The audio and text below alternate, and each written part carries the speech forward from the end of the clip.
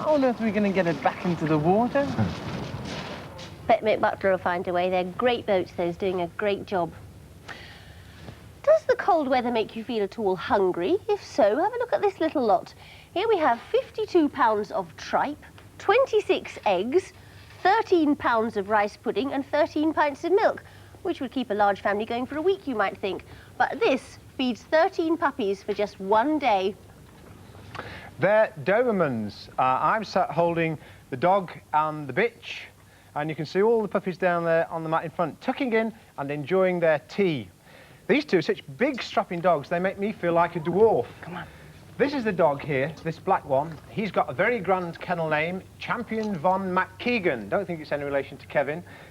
He's called Bosley for short, and Bosley is 6 years old.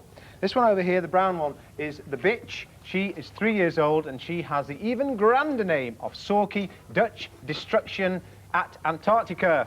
And she is called Jodie for short. Well, Mr. and Mrs. Carlisle of West Bridgeford, who own Jodie, and Mr. and Mrs. Braid of Birmingham, who own Bosley, had a bit of a shock just before Christmas when Jodie here produced these 13 puppies. There's 7 male and 6 female, and between them all, they get through 4 meals a day. For breakfast, they have scrambled eggs. For lunch, they have tripe and biscuits. For tea, they're having rice pudding. And then, again, for dinner, they have back to tripe and biscuits. Well, they're behaving splendidly well. Some of them got their feet in it, but make no mistake, they're a little bit difficult to train, Dobermans are. And Mrs. Carlisle was telling us that it's a lot of time, trouble and patience to train just one Doberman puppy, let alone 13. She says sometimes people buy them without realising just how much they're taking on. And she says they do need a lot of very firm training from an early age. Anyway, we'll be back on Monday, and hopefully Michael will have all his fingers intact. You've noticed that we've kept Goldie well away because we thought she might get a little bit overwhelmed. And I have a recipe for you to warm you up, and I promise you it won't be tripe and biscuits or rice pudding. See you on Monday. See you then. Goodbye. You're doing very well. Yes, Very I have the feel for this. There's milk everywhere. It goes in your mouth. Come back.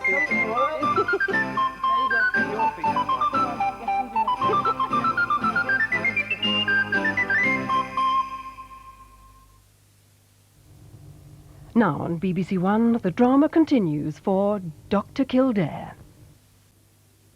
There's a new series of A Question of Sport this evening. Putting the questions is David Coleman to celebrities Steve Davis, Nick Faldo, John Barnes and Sebastian Coe.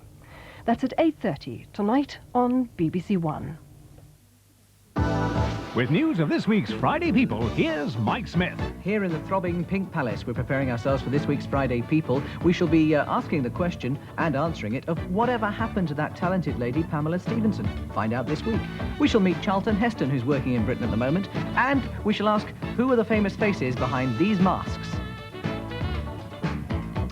Just some of the famous people and famous animals that you'll be meeting on Friday People at 5:30 this week.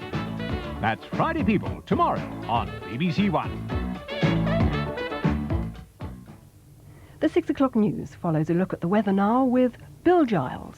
Thanks very much. Well, very little in the way of snow over the next few days, but it's going to stay cold.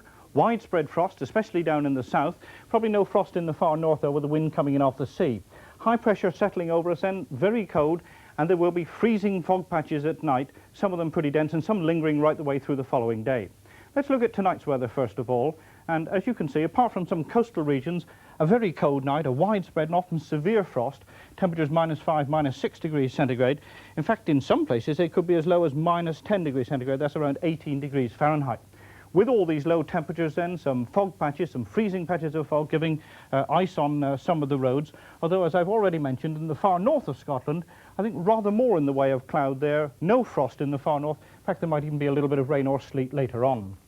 Tomorrow then, still a bit of rain and a bit of sleet in the far north, and a bit of sleety stuff, I think, right down this eastern coast. But for most places, another dry day with some hazy sunshine, although, as I've already mentioned, a lot of freezing fog patches around first thing in the morning.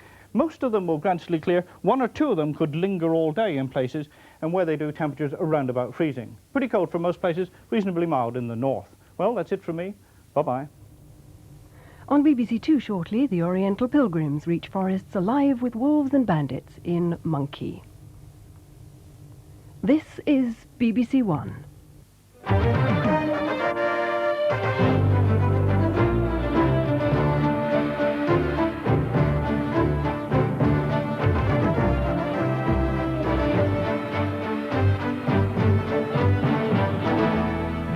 o'clock news from the BBC with Sue Lawley and Nicholas Witchell.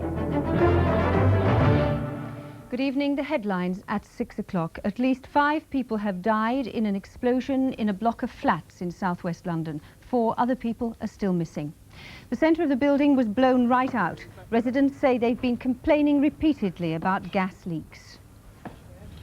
One woman was dug out alive after firemen heard a faint knocking under the rubble. The victim of another explosion, Norman Tebbit, has been back at Westminster today, fit and well and raring to go, he says. She's getting on. That's slow. Striking miners punched one of their leaders after a move to expel the Nottinghamshire men. A little girl who's terminally ill is off to Disneyland, courtesy of the ambulance men who've befriended her. And Sterling Moss has taken the new electric tricycle for its first outing, but it was a bit of an uphill struggle. The search through the wreckage of a block of flats in southwest London is still going on tonight, more than 10 hours after the building was virtually demolished by a huge explosion.